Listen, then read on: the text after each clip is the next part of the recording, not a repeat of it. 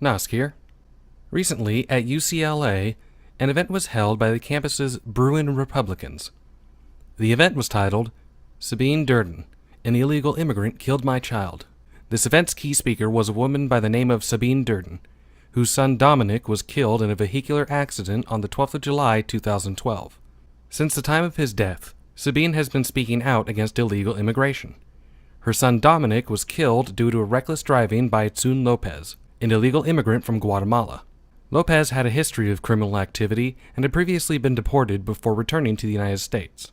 Sabine was at the event to speak on the issue of illegal immigration, as well as the events of her son's death, when members of the campus's Revolution Club UCLA crashed the event.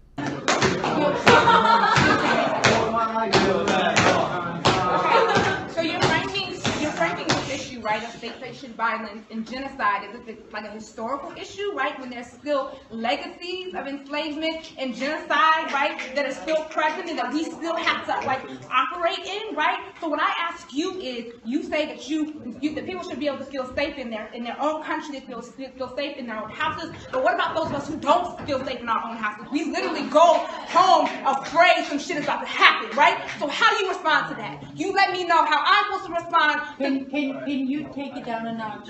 I'm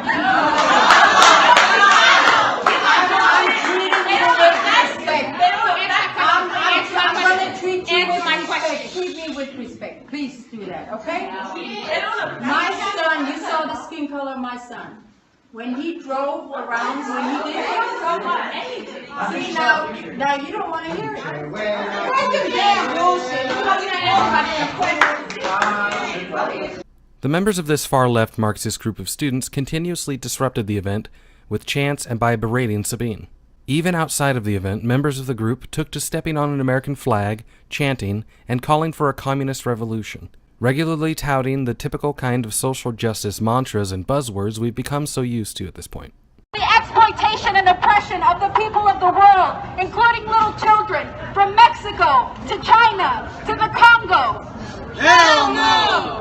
Is America great today when it wages a genocide against black and brown people by having its murdering pigs, its murdering police shoot them down without any consequence? Hell no! This whole system is criminal. This event is masquerading as talking about a tragedy, but it's actually promoting a racist, fascist, xenophobic agenda. Illegal immigrants are not the real criminals. The criminals are this country and this entire system that feeds off the exploitation and oppression of the people of the world. We are the Revolution Club, and we are organizing people to get into this movement for revolution, to overthrow this system at the soonest possible time. We need a whole different world. We are fighting for a world without borders, for a world free of exploitation and oppression. What's the problem? The whole damn system! What's the solution? Revolution! Who's our leadership? Who are we? Revolution Club! Who are we? Revolution Club! Wait. 1, 2, 3, 4. Slavery, genocide, and war! 5, 6, 7, 8. America was never great! 1, 2, 3, 4. Slavery, genocide, and war! 5, 6, 7, 8. America was never great! 1, 2, 3, 4. Slavery, genocide, and war! 5, 6, 7, 8. America was never great! Some of their chants included, "Is America great today when it wages a genocide against black and brown people? It's murdering pigs. It's murdering police. Shoot them down without any consequence? Hell no. This whole system is criminal. This event is promoting a racist, fascist, xenophobic agenda. Illegal immigrants are not the real criminals. The criminals are this country and the entire system that feeds on the exploitation of people of the world." They also demanded a world without order for a world free of exploitation and oppression. When a passerby dared suggest the group leave America if they hated it that much, they responded, "No thanks, we'd rather overthrow it." Inside of the event, Durden was hard-pressed by the group chanting, shouting, and insulting her, with no reprieve provided by security at the event, which even at the calls of the event hosts and audience to maintain peace, instead stood by and did nothing.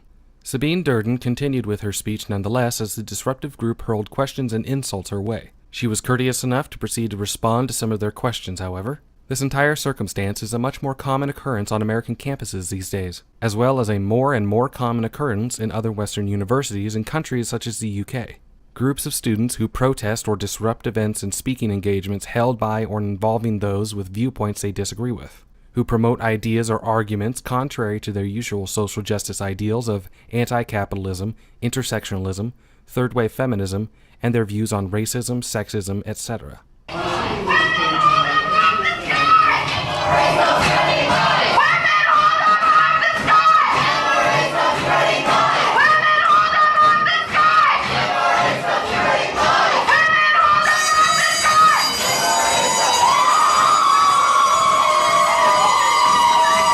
Hello, darling. Sir, please, Do you need some sir, help? sir, Do you please, need some help? sir, please. We'd like to ask you to please.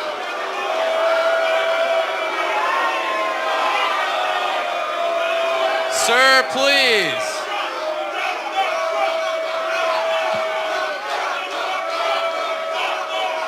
Can we ask you to stop, please? Sir.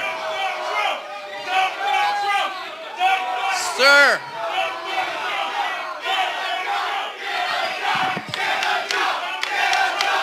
We good!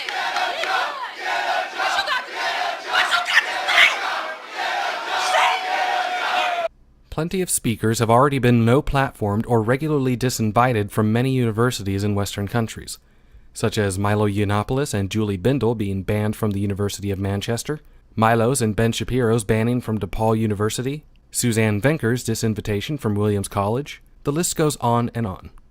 The social justice movement's regularly shown to be suppressive towards any voices that disagree with their narratives, as well as being, in and of itself, anti-free speech, against educational freedom, indoctrination, indoctrinating, and overtly attempting to control the flow of information and ideas by whatever means they can in order to silence dissent. All very authoritarian, I must say. All it's missing at this juncture is secret police and purges, of which Stalin would be very proud to see social justice warriors implement, I'm sure. The continued infantilization of the regressive left, these social justice warriors, could only ever continue to produce situations as those mentioned earlier, whereby these groups of people feel that their voices and their feelings are the only reasonable or justified position, and so feel vindicated in silencing any who disagree. Like immature and selfish children, they feel as if they are always right, always know better, and the world is meant to revolve around them and them alone. Social justice warriors, third-wave feminists, Black Lives Matter, and other far-left authoritarian groups that the likes of Barack Obama and Hillary Clinton support, they're known as the useful idiots for a reason.